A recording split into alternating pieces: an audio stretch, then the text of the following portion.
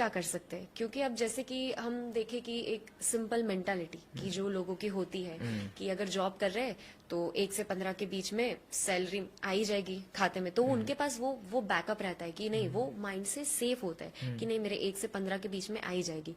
But business it is all about uncertainty, कि हमें पता नहीं कि कब चला, कब प्रॉफिट, कब लॉस, तो ये सारी चीजें रहती है रहती बिजनेस है। में। तो एक तो पहले की सबसे बड़ी चीज है कि रिस्क लेने का जो होता है वो होना चाहिए एक स्टूडेंट में या कोई भी युवा में होनी चाहिए कि मैं रिस्क लेना चाहता हूँ। बट अगर उनके पास फाइनेंशियल बैकअप नहीं है तो वो लोग क्या कर सकते हैं जिनके पास इन्वेस्ट करने के लिए पैसे नहीं है? मैम इसमें दो चीजें आपने कह दी। हाँ, एक तो ये कि जिसके पास पैसा नहीं है वो व्यापार कैसे शुरू कैसे करे। शुरू करें? दूसरा उनके लिए रिस्क बहुत है रि- कि आपके पैसा नहीं है तो व्यापार कैसे शुरू करें। तो आपके माइंड में व्यापार करने की आई क्यों, पहले तो ये सोचना चाहिए आपके माइंड में व्यापार करने की किसी भी प्रोडक्ट को लेकर के आई या किसी भी प्रॉब्लम जो समाज के अंदर है, जो देश के अंदर प्रॉब्लम है उसको सॉल्व करने के लिए आई या फिर पैसा कमाने के लिए आई। दोनों में फर्क है। अगर आप देख रहे हो कि समाज के अंदर कोई प्रॉब्लम हो रही है और उसको मैं सॉल्व कर सकता हूँ, मैं ये प्रोडक्ट लॉन्च करके ये प्रॉब्लम सॉल्विंग प्रोडक्ट बना सकता हूँ और ये समाज के लिए बहुत ज्यादा ही प्रॉफिटेबल बन सकता है, तो आप अगर कोई प्रोडक्ट लॉन्च कर रहे हो समाज में। अब क्या हुआ, आपने कोई भी प्रोडक्ट देखा, जैसे जोमेटो और स्विगी ने किया था। जोमेटो ने क्या किया कि लोग चारपाई पे बेड पे अपने लेटे हुए हैं और सोच रहे हैं कुछ खाने का मन कर रहा है। अब जाने का मन नहीं है रेस्टोरेंट, लेकिन खाने का मन कर रहा है, तो जोमेटो ने कहा हम तुम्हारे लिए कुछ तीखा कर देते हैं, घर पे पहुंचा हम घर देते पे हैं। पहुंचा देते हैं। तो उसने एक प्रॉब्लम सॉल्व कर दी। ओला उबर ने क्या किया, लोग वेट करते थे टैक्सी के लिए, टैक्सी कहाँ से आएगी, क्या होगा वो, अब एक क्लिक में बटन दबाया, सीधे सीधे आपके जो है सवारी लोकेशन आपके पास आती है। आ गई।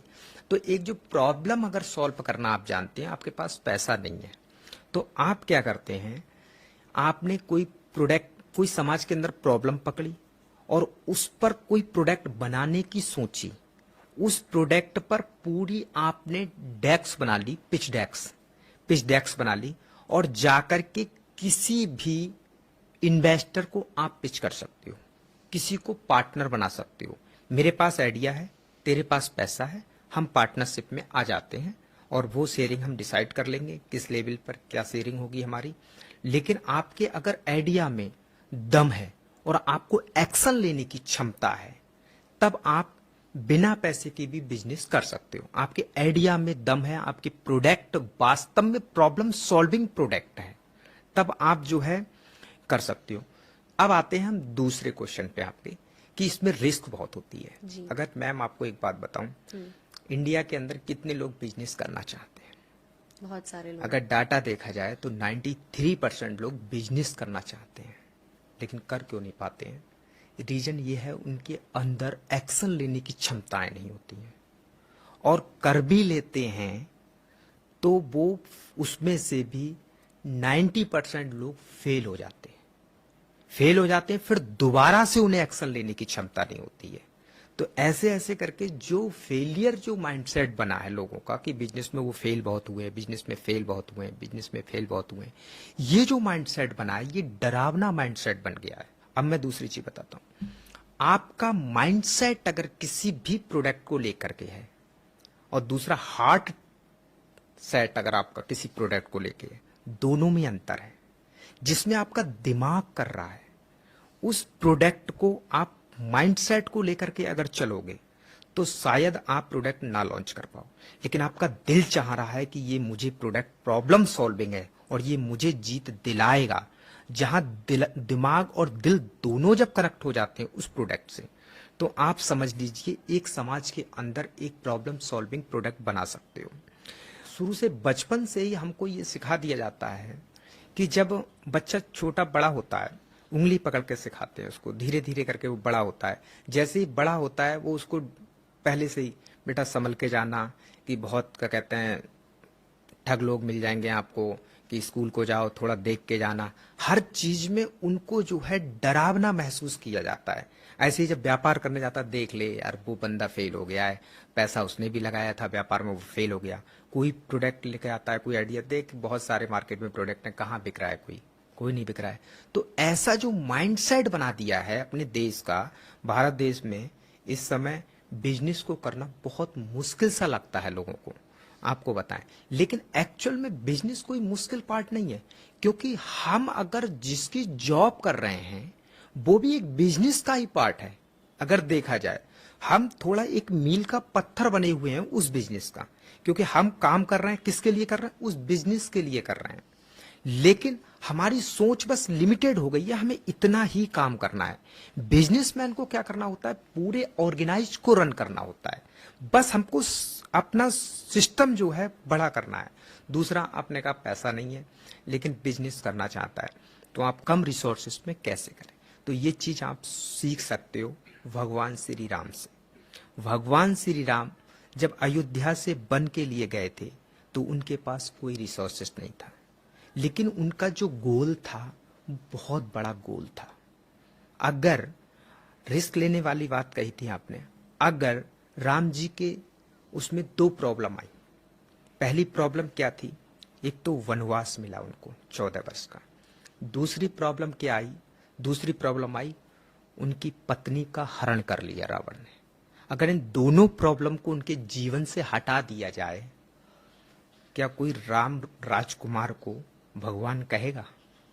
जी नहीं, नहीं कहेगा ना। तो जो प्रॉब्लम आती है वो कुछ ना कुछ बड़ा करने के लिए आती सिखा है, के जाती कुछ है। सिखा के जाती है। अगर वो दोनों प्रॉब्लम, ऐसे ही हनुमान के जीवन में दो प्रॉब्लम आई। एक, माता सीता का हरण हुआ तो उनका पता निकालना। दूसरा, जब लक्ष्मण को शक्ति लगी तो उनके लिए बूटी लेके आना। तो अगर वो दो प्रॉब्लम को सॉल्व ना करते तो क्या उनको कोई बजरंगबली हनुमान आज नाम से जाना जाता? उनकी सेना में तो बहुत सारे बंदर थे, बहुत सारे बानर थे, लेकिन हनुमान को ही एक फेस क्यों बनाया गया? उनको ही क्यों? उन्होंने एक बड़ी प्रॉब्लम सॉल्व की। अगर आपके जीवन में कोई प्रॉब्लम आती है तो उसको सॉल्व कीजिए। अगर आप नहीं कर पाते हो तो आप खुद ही प्रॉब्लम। तो बिल्कुल। इसीलिए कम रिसोर्सेस में भी काम किया जा सकता है। भगवान श्री राम ने कोई रिसोर्सेस नहीं थे, एक लंकापति रावण जिनके पास लाखों की सेना थी, सोने का घर बना हुआ था, सोने के खदान थे उसके पास, इतने बड़े अस्त्र शस्त्र सब थे। उन भगवान श्री राम ने जाकर के एक बानरों की सेना से भी युद्ध जीत लिया, केवल एक लीडरशिप माइंडसेट से। बहुत बढ़िया बात आपने कही है यहाँ पे।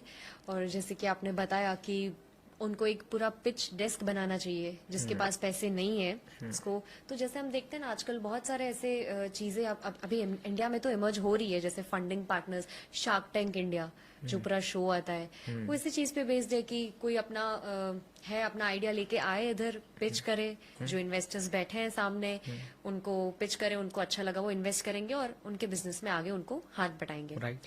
और इसके लिए पता है, एक मैं आपको एक चीज बताना चाहूंगी। ये जो शार्क टैंक है ना, इन लोगों ने जैसे आपने जैसा कहा ना एग्जैक्टली अपने शो को वो ऐसे प्रमोट करने के लिए, बिजनेस को और एंटरप्रेन्योरशिप माइंड को प्रमोट करने के लिए उन्होंने एक ऐसा ही एक एड बनाया था जिसमें उन्होंने लिखा था कि जैसे कि आज हम देख सकते हैं कि बहुत सारे जो लोग हैं, युवा है या कोई भी अवस्था में है, वो लोग अपना बिजनेस शुरू कर रहे हैं, ठीक है, जॉब्स क्विट करके। तो उसमें ऐसे पूरे बॉस को ऐसे दुखी बताया था कि अभी मैं गोल्फ नहीं खेल पाता क्योंकि एक ने जॉब छोड़ दी तो उसका काम मुझे करना पड़ता है। फिर एक बॉस था, बोल रहा था अभी मैं 7 स्टार होटल में नहीं जा पाता, अभी 5 स्टार से काम चलाना पड़ता है क्योंकि इसने जॉब छोड़ के अभी उसका काम मुझे करना पड़ता है और थोड़ा सा लोड बढ़ गया, ये सारी चीजें।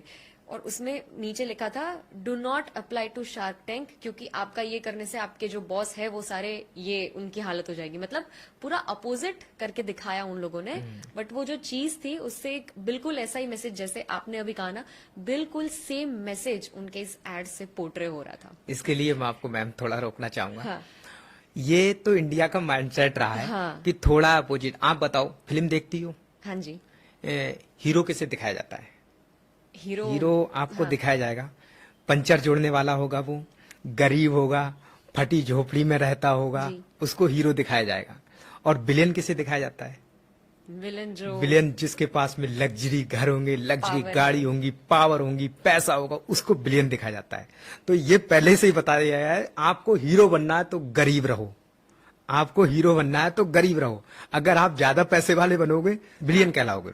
तो कहने का मतलब मैं आपको बताऊं, ये यहाँ का इंडिया का माइंडसेट बना हुआ है, ये रूल बना हुआ है आज। ये सोच के मत बैठो कि आप नहीं कर सकते। आप उठो, आपके माइंड में आइडिया है, लेकर आओ, हम आपको सपोर्ट करेंगे। वही आइडिया उससे पोर्ट्रे होता था। Yes yes. तो जैसे कि ये तो हमने बात कर ली अभी कि आपने बहुत बड़ी बात बता दी कि रिस्क कैसे लेना चाहिए। पर अगर अब उसने शुरू भी कर दिया बिजनेस, किसी भी इंसान ने, तो अभी वो एक नया एंटरप्रेन्योर है, तो Okay. उसके लिए स्टार्टिंग के फेज में क्या सबसे इम्पोर्टेंट होगा? कस्टमर, प्रोडक्ट या इन्वेस्टमेंट? कौन सी 3 चीज उसके लिए इम्पोर्टेंट होगी इसमें से? कस्टमर सिग्नल देता है, हमें लेना आना चाहिए।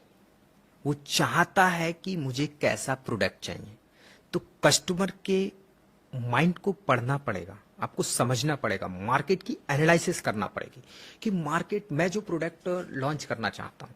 जैसे अभी मैं एक बता देता हूँ, जैसे वीडियो एडिटिंग का ही वो होता है। अब ये प्रॉब्लम आती है, हर कोई वीडियो एडिटिंग कर नहीं पाता है, और करता है तो बहुत समय लग जाता है, उसको टाइमिंग बहुत लग जाती है। अगर सीखेगा तो भी टाइम लग जाएगा, उसको करेगा तो भी टाइम लग जाएगा। लेकिन किसी ने एक प्रॉब्लम सॉल्व कर दी, एआई मॉडल, एक बिजनेस मॉडल निकाल दिया, अपनी वीडियो डालिए और थोड़ी सी छोटी सी स्क्रिप्ट लिख दीजिए कि इस तरीके से मैं करना चाहता हूँ। वो जा करके पूरी वीडियो एडिटिंग अपने आप कर देगा और 2-3 वर्जन भी उसके दे देगा, आप चेक कर लो।